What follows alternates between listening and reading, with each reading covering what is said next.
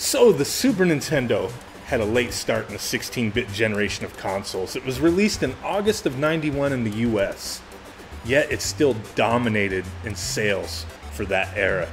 It even killed it through to the 32-bit generation as well, with continually releasing awesome games that we still look at as classics to this day. I love the controller, I love the system, love the games. It's one of my all-time favorite consoles. So, what about having a mini Super Nintendo? That's what I'm talking about. So let's go ahead and take a look at this bad boy.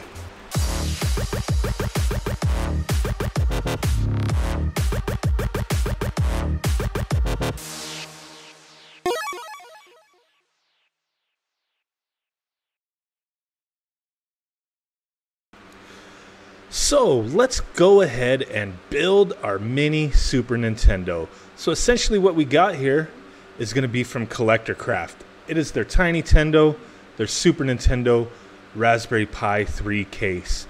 So let's go ahead and unbox this. Man, they really take care and package this well. Lots of bubble wrap, really, protected very well. So let's go ahead and take a look, assemble her, and talk about what we're going to do to get our mini Super Nintendo up and running. So here's the case up close. It is a 3D printed case that is, in my opinion, very high quality and very well thought out. They got some really nice rubber feet there. You got a lot of ventilation. Really nice stuff. All the details are here. You have the side cut out for your micro SD card. All your USB ports accessible. We do have our power and reset buttons. They are not functional, they're just there for looks, but it does look awesome. The power light painted on there looks sick. So she does screw in with these big screws on the bottom. I've already loosened them up to open it. And then on the inside of the top piece, we do have the Collector Craft logo etched in there. Really nice touch. And I just want to point out, this is not a cheaply printed 3D case. This is extremely thick. They could have really cheaped out here and printed this really thin, and it would have still been awesome, but they really went the extra mile and made sure this was a very durable case. So the underside of this case, we do have a really big fan. It's actually bigger than a lot of the fans that come with Raspberry Pi cases out there. So it's a really nice touch that they add that already mounted for you. So right here's where our Pi is going to mount. So we are going to need to unscrew those, and it does use a smaller Phillips head screwdriver than what you'd need to screw the case together with. So let's go ahead and get those out and then mount the Pi. So now that we have that out, you're going to make sure you line up everything properly. So you want to make sure the micro SD card slot is on that side, and you do not have a micro SD card in there when you mount it. You will damage your card. So you want to pop her in there, line her up with the mounting holes. Make sure everything is lined up proper and in there nice and tight. And then go ahead and put the mounting screws in there. That's half the battle. Really, this case should only take you a minute or two to put together. Not a very difficult task. I've had other cases where it's just like, oh my God, what were they thinking? But these guys, they really got this put together well. Just, really awesome case. Very well thought out. And just real sturdy and nice looking, in my opinion. So now that we got all those guys in there, everything's flush, everything's accessible. Micro SD card slots accessible, looking good.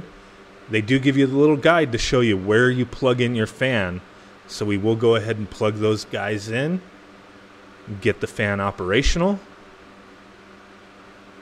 Like I said, this case would be awesome if it didn't have the fan, but it's super awesome because they did include the fan. So that's great. So now we're going to go ahead and put our top piece back on, line that up, and then screw her on in and take a look. See if we can put our micro SD card in easily and remove it. That is the ultimate test with any of these cases.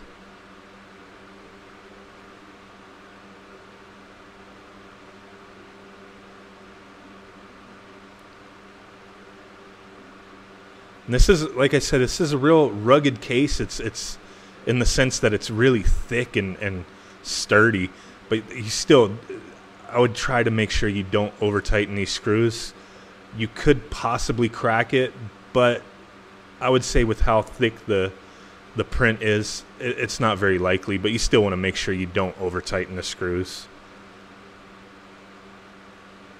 And you see everything lines up nicely, looks awesome, all the details, everything's accessible, and bam, that's our finished product as far as putting her together and getting her ready to go.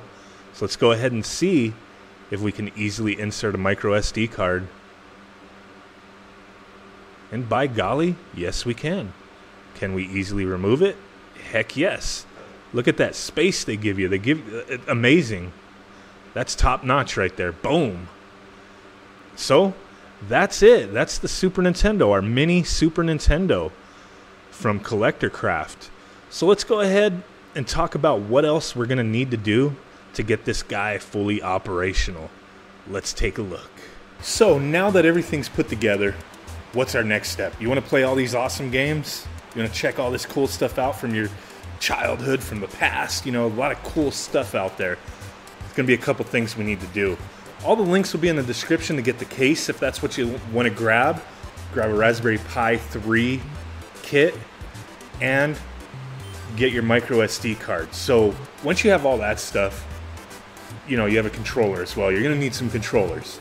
Highly recommend the iBuffalo Super Nintendo controllers, but any USB controller will be great.